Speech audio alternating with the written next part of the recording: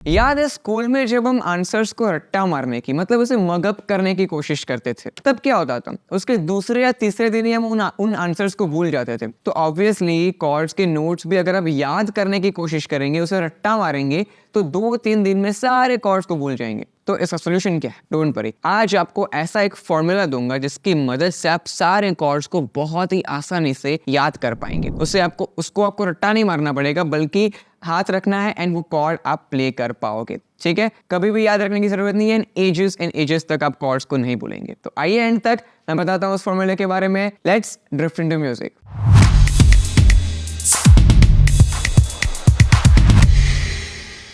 So hello everyone, I am Jash Kutawala, professional pianist, content creator and आपका piano coach. तो अब chords को फॉर्मूले से याद करने से पहले उसको समझना पड़ेगा कि कॉर्ड्स होते क्या हैं, कितने नोट्स को यूज करके कॉर्ड्स बने होते हैं। देखिए, कॉर्ड्स की डेफिनेशन बहुत ही सिंपल है। When 3 notes played at a time, it is called a chords। या फिर इसे कह सकते हैं when set of notes played at a time to support the lead part या फिर the melody of the song is known as chords। तो chords के फॉर्मूले पे मूव करने से पहले एक बात बताना चाहता हूँ कि chords को और भी अच्छे से प्ले करने की एक लास्ट में बोनस टिप मैं देने वाला हूँ। तो अगर आप बस बोनस टिप को जान लोगे तो आप डेफिनेटली chords को बहुत ही अच्छे से प्ले कर पाओगे। तो उसके लिए वीडियो में एंड तक जरूर बने रहना। अब वीडियो में आगे बढ़ते हैं। अगर मैं सॉन्ग को इस तरीके से प्ले कर रहा हूँ,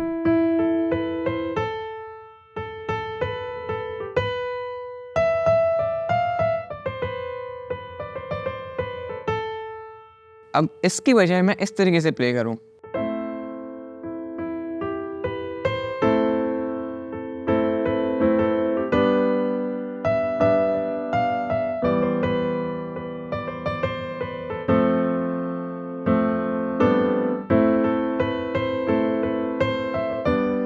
तो ये जो मैं प्ले कर रहा हूं लेफ्ट हैंड से, जिसमें 3 नोट्स को मैं एक साथ प्ले कर रहा हूं, that is what we call as chords. इसका मतलब कि ब्लॉक कॉर्ड्स जो कि नॉर्मल कॉर्ड्स होते हैं, जो बेसिक थियरी में जो कॉर्ड्स होते हैं उसमें 3 नोट्स होते हैं। ठीक है, now chords are of 2 types, one is major chord and one is minor chord, right. तो major chord and minor chord का फॉर्मूला डिफरेंट होगा, लेकिन बहुत ही आसान है और बहुत ही इजीली आप उसे याद कर सकते हैं। देखिए, मेजर कॉर्ड्स का फॉर्मूला है 1 + 4 + 3। ठीक है, आपको कोई भी कॉर्ड फाइंड करना है तो सबसे पहले ये 1 + 4 + 3 याद रखना है।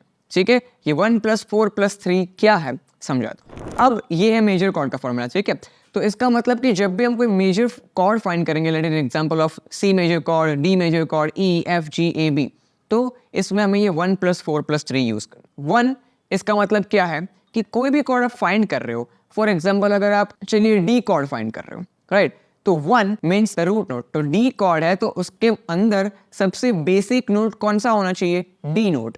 ठीक है, डी कॉर्ड के अंदर डी नोट तो होना ही चाहिए, दैट इज 1। ये हमने प्ले कर दिया डी नोट।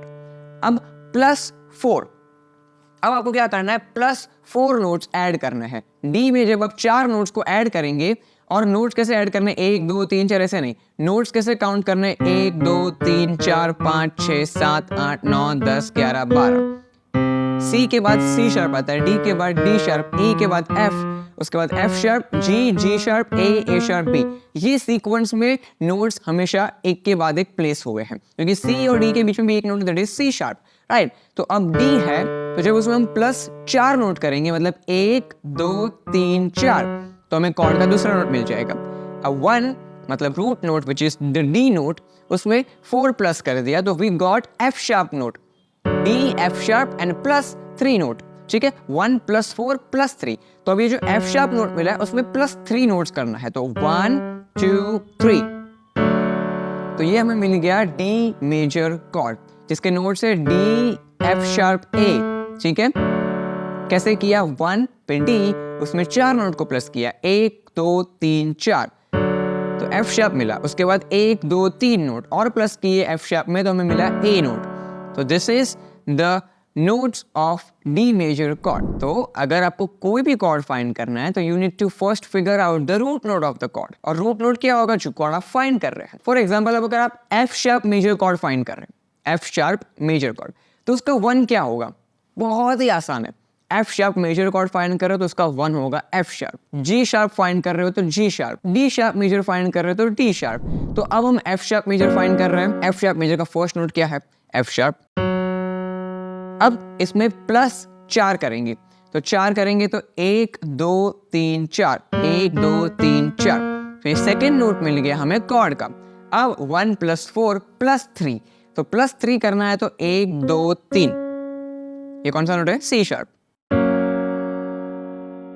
ये कॉर्ड कौन सा है? F sharp major. 1 + 4 + 3, इतना याद रख लोगे तो आप कोई भी मेजर कॉर्ड को फाइंड कर पाएंगे। अब आपको कॉर्ड्स को याद करने की जरूरत नहीं है, जो भी कॉर्ड आपको फाइंड करना है उधर हाथ रखा, बस फटाफट 4 प्लस किया, फटाफट 3 प्लस किया, ठीक है। इस तरीके से आप मेजर कॉर्ड्स को फाइंड कर सकते हैं। अब बात करते हैं माइनर कॉर्ड्स की।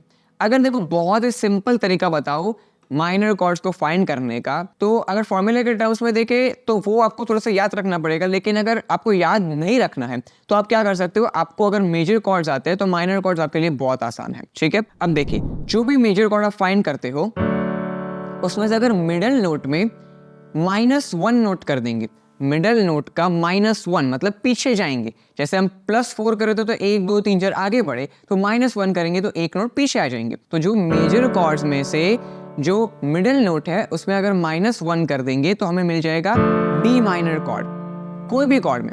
इसका फॉर्मूला हो जाएगा 1 + 3 + 4। मेजर कॉर्ड्स का था 1 + 4 + 3, माइनर कॉर्ड्स का है 1 + 3 + 4।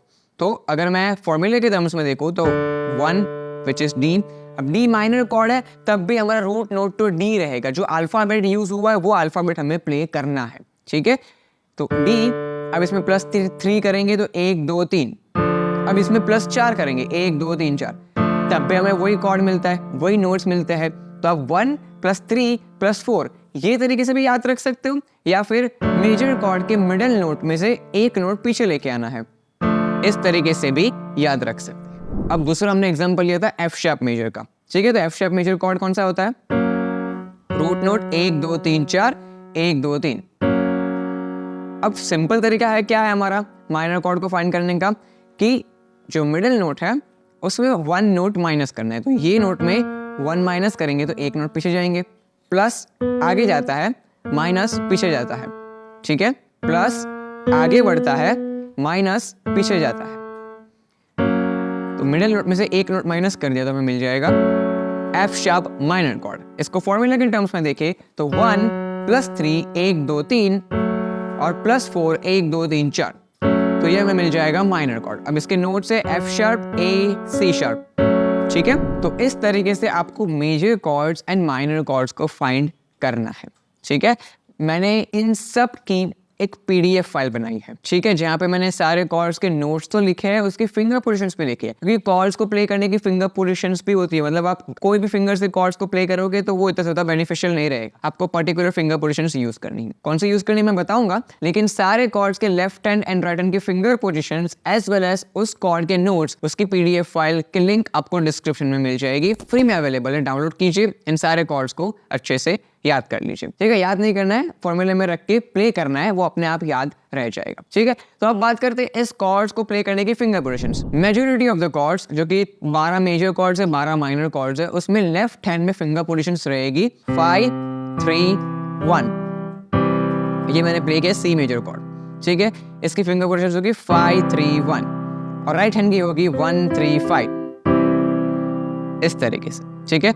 5 3 1 और राइट हैंड में 1 3 5। कोई भी कॉर्ड प्ले कर रहे हो, you need to maintain this finger positions.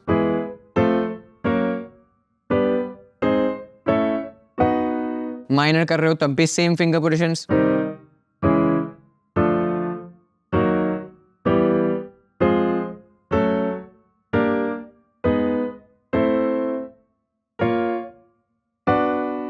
इस तरीके से आपको 5 3 1 एंड 1 3 5 यूज करना है। अब बी कॉर्ड जो है उसके फिंगर पोजीशंस की जो नोटेशन में लिखा है वहाँ पे वो थोड़ा सा डिफरेंट है, क्योंकि बी कॉर्ड प्ले करना थोड़ा सा डिफिकल्ट होता है, इसलिए इसको थोड़ा सिंप्लीफाई कर दिया इस तरीके से, ठीक है। सारे फिंगर पोजीशंस आपको डिस्क्रिप्शन में मिल जाएगी और अभी भी मैंने आपको फिंगर पोजीशंस बता दिए। अब बात करते हैं उस बोनस टिप की जिसके बारे में मैंने स्टार्टिंग में बताया था, ठीक है। बोनस टिप ये है कि जब भी आप कॉर्ड्स को प्ले कर रहे हो, उसको प्रैक्टिस कर रहे हो, तब आपको अपने दोनों हाथों का इस्तेमाल करना है। क्यों?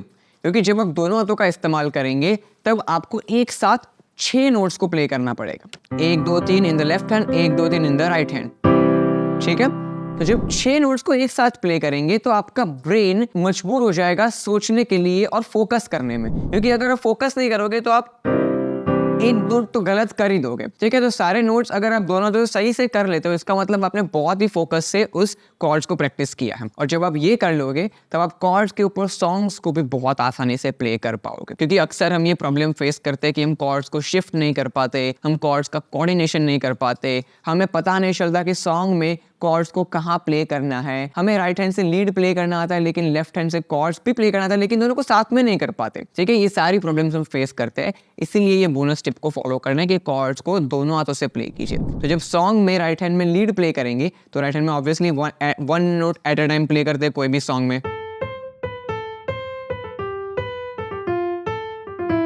इस तरीके से one note at a time करते हैं। और लेफ्ट हैंड में हम कॉर्ड प्ले करेंगे इस तरीके से, तो ये 4 नोट कर रहे हैं। तो जब हम दोनों हाथों में 6 नोट्स को कर लेंगे तो 4 नोट्स को करना बहुत आसान हो जाएगा। सिंपल लॉजिक है कॉर्ड्स को दोनों हाथों से प्ले करने का। ये आपने कॉर्ड्स का वीडियो देखा, आपने कॉर्ड्स को प्ले करना सीख लिया। अब अगर आप उसका कोऑर्डिनेशन सीखना चाहते हो, अपनी कॉर्ड्स की प्रॉब्लम्स को सॉल्व करना चाहते हो, एफर्टलेसली कॉर्ड्स को प्ले करना चाहते हो, तो आप उसे सिर्फ 30 से 35 दिन के अंदर सीख सकते हैं। अब पूछिए कैसे? सिंपल सा जवाब है, मैं जो टेक्निक्स फॉलो करता हूँ, मैं जो मेथड्स फॉलो करता हूँ, मेरे जो स्टेप प्रोसेस है वो मैं आपको बताऊंगा, और जब उसको फॉलो करोगे तो आप भी 30 से 35 दिन के अंदर कॉर्ड्स को बहुत ही आसानी से प्ले कर पाएंगे। अब ये स्टेप प्रोसेस मैंने कहाँ रिवील की है? कोई वीडियोस हैं? डेफिनेटली इसका हमने एक प्री रिकॉर्डेड कोर्स बनाया है जिसका नाम है कॉर्ड्स मास्टरी कोर्स। ये कॉर्ड्स मास्टरी कोर्स के अंदर through video lectures, through PDF file and through live community मैंने उन सारे मेथड्स इन स्टेप्स को रिवील किया है जो कि मैं फॉलो करता हूँ कॉर्ड्स को प्ले करने के लिए। और अगर आप उन स्टेप्स को फॉलो कर लेंगे तो आप भी डेफिनेटली कॉर्ड्स को बहुत ही आसानी से एफर्टलेसली प्ले कर पाएंगे और सारी प्रॉब्लम्स को सॉल्व कर पाएंगे। ये कोर्स में हज़ारों लोगों ने एनरोल कर लिया है। एंड क्यों एनरोल किया है? क्योंकि ये कोर्स रिजल्ट देता है। ठीक है, विश्वास नहीं होता? Don't worry, we have a 7 days no questions asked refund policy. तो अगर आप कई क्लासेस में जाओगे सीखने के लिए तो आपको 5-6 हज़ार तो हो जाएंगे, क्योंकि आप 2-3 महीने तो सीखोगे, राइट? लेकिन यहाँ पे this course comes at a very affordable price, only 359 rupees, which is 10 times of the price you पे इन द क्लास, राइट? तो अगर आप एनरोल करना चाहते हो तो कहीं पे जाने की जरूरत नहीं है। स्क्रीन की मिडिल में देखो एक बटन आ रहा होगा, उस बटन पे अभी क्लिक कीजिए, आप हमारे वेबसाइट पे पहुंच जाएंगे और डिस्क्रिप्शन में भी इस कोर्स का लिंक आपको मिल जाएगा। तो आप वेबसाइट पे जाके कोर्स को परचेस कर सकते हैं एंड अपनी कॉर्ड्स की प्रॉब्लम को सॉल्व कर सकते हैं। मैं मिलता हूँ नेक्स्ट वीडियो में। Till then keep practicing, keep learning.